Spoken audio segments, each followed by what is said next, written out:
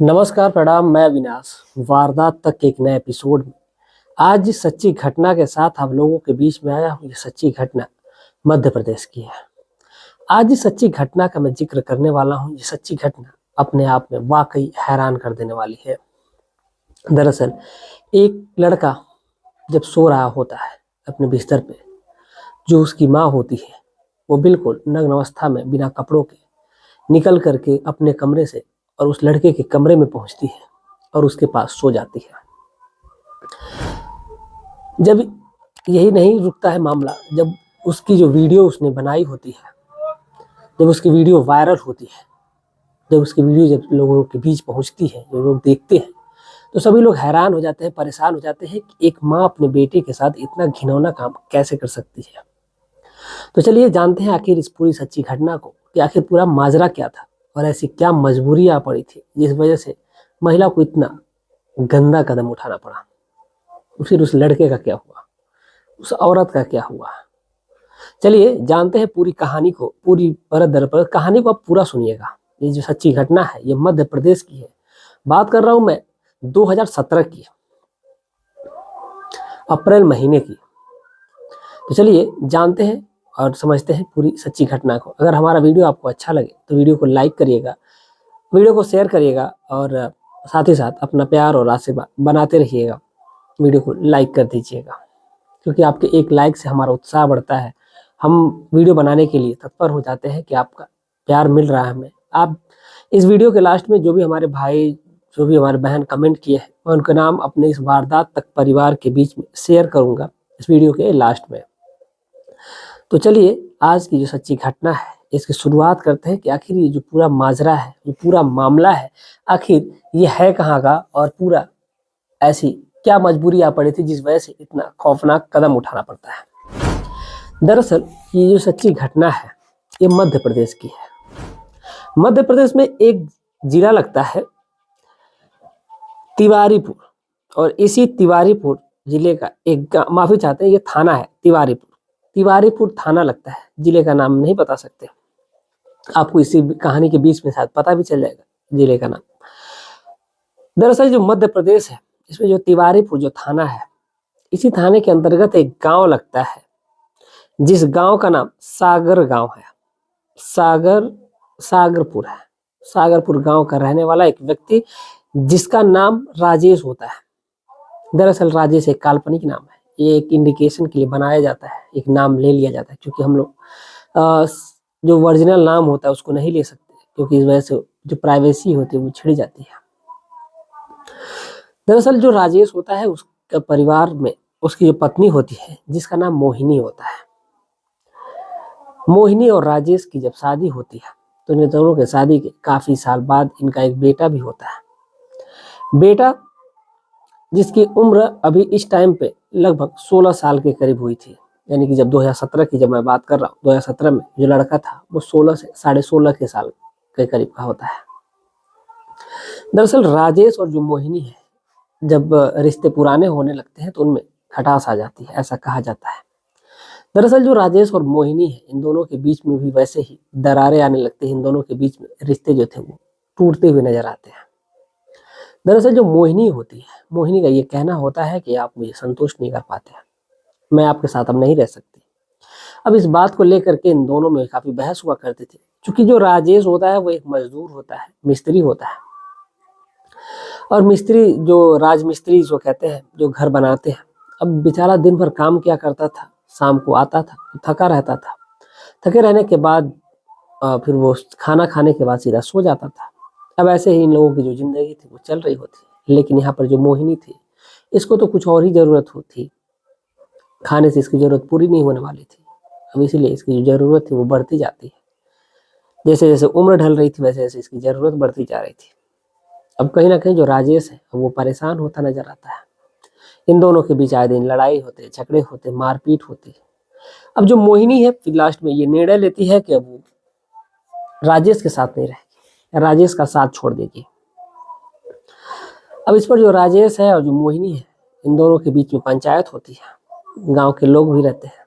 अब उसमें ये निर्णय होता है कि जो मोहिनी है वो अब राजेश के साथ नहीं रहना चाहती है, तो वो जहाँ भी जाना चाहे वो जा सकती है।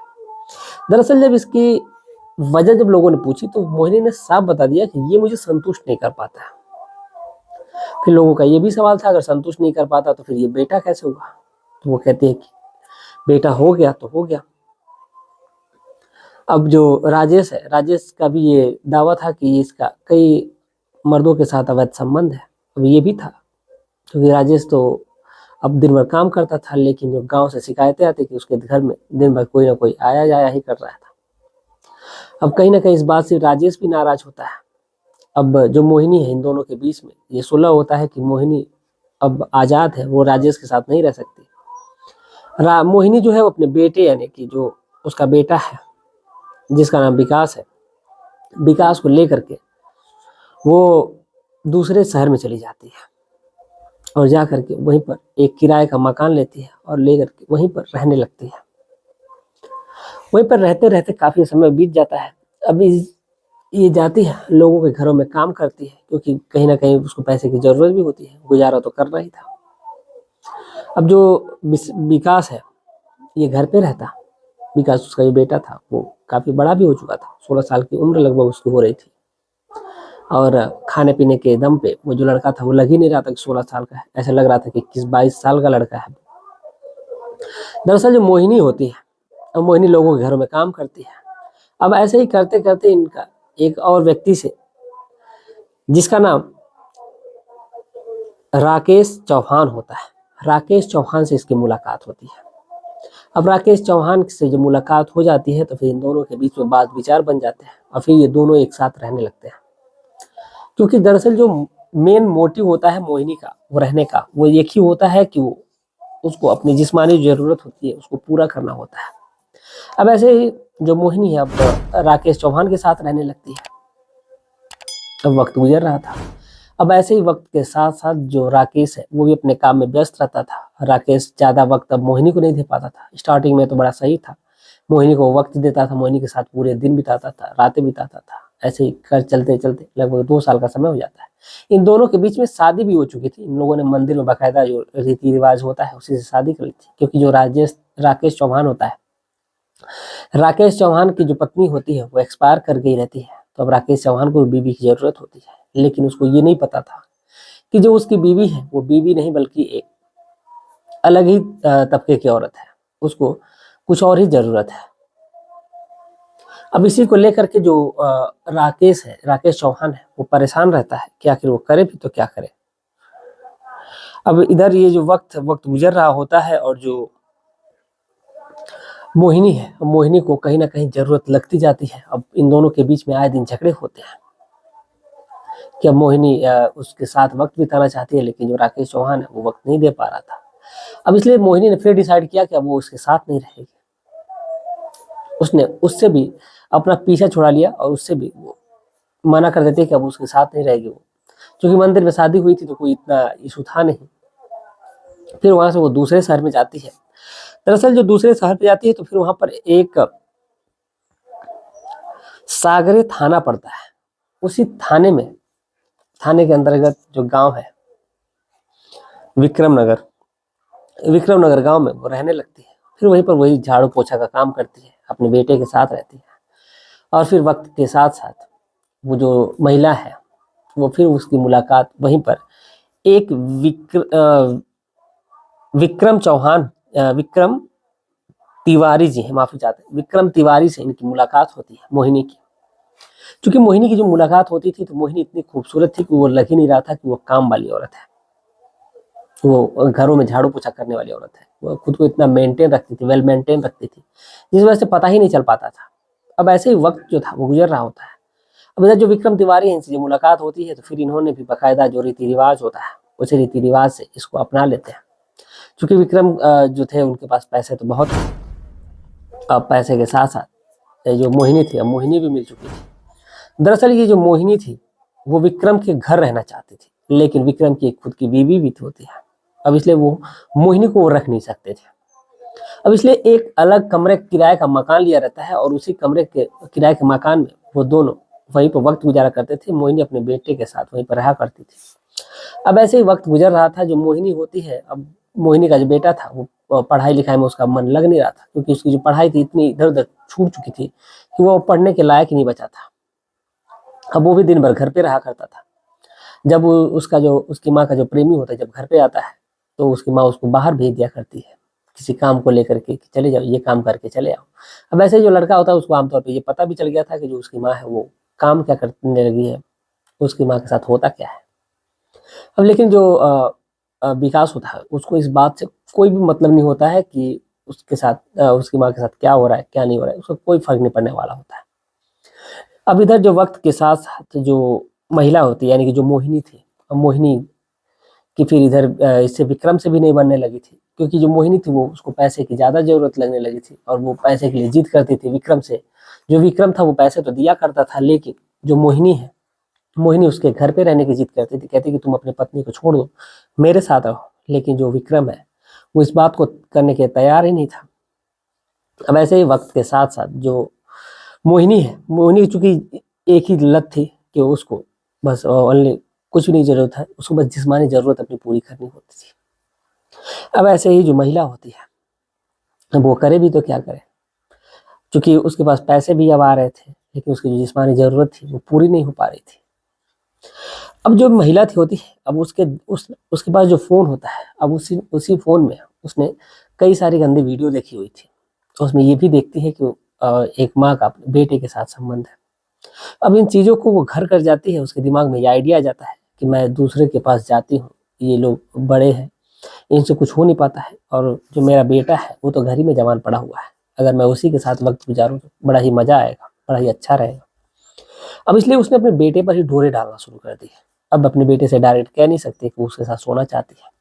अब अलग अलग तरीके से, चूंकि लड़का जो था वो भी जवान हो चुका था, तो कहीं ना कहीं उसके दिमाग में कोई भी बात अगर ऐसे उसके सामने डाली जाएगी तो घर तो कर ही जाएगी। अब इसी को लेकर के जो विकास चौहान जब घर पे रहता तो उसकी माँ कभी गाँव में होती थी, तो कभी कभी जब वो नहाने जाती थी तो उसको कहती थी कि तुम उसकी पीठ मल दो। अब ऐसे कर करके जो लड़का होता है जब उसकी पीठ मलता तो उसका हाथ जो था उसके स्तन के साइड चला जाता। अब जो लड़का है वो काफी उत्तेजित होने लगता था, खुद का आपा खोने लगता था, लेकिन वो खुद कंट्रोल भी करता था। अब उसकी माँ कभी कभी पूरे घर में नग्नी घूमने लगती थी। अब ऐसे करके जो विकास है कहीं ना कहीं उसके जो माइंड को वो पूरा डाइवर्ट करना चाहती थी। अब ऐसे ही जो विकास है उसका माइंड कहीं ना कहीं डाइवर्ट हो जाता है। अब जो विकास है एक दिन घर में सोया रहता है, तो जो उसकी माँ है वो पूरे दिन काम कर रही के मतलब दिन में काम करती है अपना घर का, एक पतला सा गाउन पहने रहती है जिसमें उसके पूरा जो बदन था वो झलक रहा होता है। दरअसल जब विकास अपने कमरे में होता है तो उसकी जब माँ सारा काम निपटा लेती है तो फिर आती है तो वो कहती है वो थक चुकी है, और उसने अपना वो गाउन भी उतार दिया और अपने बेटे से कहती है कि वो उसकी मालिश करते हैं। अब जो लड़का है, अब उसका जो एकदम जो टेम्परेचर होता है वो बढ़ने लगता है, लेकिन वो करे भी तो क्या करे, क्योंकि उसकी माँ जो थी वो एकदम उसके सामने नग्न पड़ी थी। दरअसल जो विकास होता है इस बात को नजरअंदाज करता है, कहता है कि है तो माँ ही, चाहे जो भी हो, जैसे भी है। कहीं ना कहीं उसकी माँ के बारे में उसकी सच्चाई जो होती है वो पता भी होती है। अब ऐसे जो मालिश कर रहा होता है क्योंकि उसको लगता है कि उसकी माँ की तबीयत बिगड़ रही है, अब इसलिए वो अपनी माँ की सेवा भाव में जुटा हुआ था। लेकिन जैसे जैसे वो मालिश कर रहा था उसकी माँ का जो मौसम है वो बिगड़ रहा था। अब उसकी माँ अपने बेटे के ऊपर ही चढ़ जाती है और अपने बेटे से वो अवैध संबंध बनाने लगती है। एक तरह से कह ले कि अपने ही लड़के का वो रेप कर देती है। अब आए दिन इन दोनों के बीच में अब संबंध बने लगते हैं, क्योंकि लड़के को भी अब आदत लग जाती है इस चीज़ की। अब वो आदत में उसकी चीज़ आ जाती है तो इसीलिए इन दोनों के बीच में आए दिन संबंध बने लगते हैं। अब ऐसे ही वक्त गुजर रहा था। एक दिन जो मोहिनी होती है उसका जो फोन होता है वो खराब हो जाता है, और जब उसका फोन खराब होता है तो फिर वो एक दुकानदार होता है मोबाइल का, उसी की दुकान पर लेकर के जाती है और फिर उसे कहती है कि वो उसको बना दे। तो जो दुकानदार होता है वो कहता है कि ठीक है मैं बना दूंगा, लेकिन चेक करने के लिए आपके मोबाइल पे पासवर्ड लगा हुआ है, आप पासवर्ड को बता दीजिए। जो मोहिनी थी वो पासवर्ड बता देती है और पासवर्ड बता करके वो अपने घर चली आती है। जब मोहिनी घर आ जाती है तो फिर इधर जो दुकानदार होता है, दुकानदार जब उसकी वीडियो देखता है, उस जो फोन को बना लेता है तो फिर उसको फोन को चेक कर रहा होता है, तो उसमें उसने देखा कि उसकी अश्लील वीडियो है। अब जो दुकानदार होता है वो उसके पहले पति को बड़ा बखूबी जान रहा होता है, जो उसका पहला पति था, यानी कि जिसका नाम राजेश होता है। राजेश को बखूबी जान रहा था, तो फिर राजेश को फोन करता है और उसको बुलाता है। बुलाने के बाद जो उसकी करतूत थी वो दिखाता है उसको कि देखो ये तुम्हारी बीवी है और ये तुम्हारा बेटा है, दोनों एक दूसरे के साथ क्या कर रहे हैं। अब इस पर जो राजेश होता है वो बौखला जाता है, वो सीधा अपनी पत्नी के पास जाता है और जा करके उन दोनों में मार पिटाई होती है और कहता है कि तुम ये क्या कर रही हो। अब जो राजेश है वो एकदम गुस्से में उठता है और उठ करके मोहिनी को ताबड़तोड़ पीटने लगता है, मारने लगता है। अब इस पर जो लड़का है वो भी अपनी माँ के सपोर्ट में आ जाता है, वो अपने पिता के सपोर्ट में आ जाता है। वो कहता है कि माँ मेरे साथ बहुत जबरदस्ती करती है, मैं मना करता हूँ, तुम मुझे मारती पीटती भी है। अब जो राजेश होता है वो सीधा अपने बेटे को लेकर के थाने में जाता है और थाने में सारी बात जो है वो दरोगा को, जो विकास नाम का लड़का होता है मोहिनी का, वो बता देता है कि उसकी माँ उसके साथ कैसा कैसा व्यवहार करती है, उसके कई मर्दों के साथ अवैध संबंध है और वो उस अपने ही बेटे के साथ यानी विकास के साथ जाति करती है, उसका रेप करती है। और जो पुलिस है वो तुरंत एक्शन लेती है और मोहिनी को अरेस्ट करती है और अरेस्ट करने के बाद उसको कोर्ट में पेश किया जाता है। अभी फिलहाल जो उस पर तारीख पे तारीख अभी जो प्रक्रिया होती है वो चली रही है। फिलहाल जो महिला है वो जेल में है अभी। आखिर जो सजा है उसकी कोर्ट तय करेगा। जो एक रेप का मामला है, ऐसा नहीं है कि लड़की का ही रेप होता है, 16 लड़के का भी किया गया था वहां पे। तो बाकी जो भी होगा देखा जाएगा कि आखिर पूरा जो वाक्य है वो होता क्या है। दरअसल इस पूरे घटनाक्रम को सुनाने का उद्देश्य हमारा किसी की भावनाओं को ठेस पहुंचाना नहीं है, बल्कि आपको जागरूक करना है, आपको सचेत करना है। आप जहां भी रहे स्वस्थ रहे, सुरक्षित रहे। जाते जाते हमारे कुछ दोस्त हैं जिन्होंने कमेंट करा है।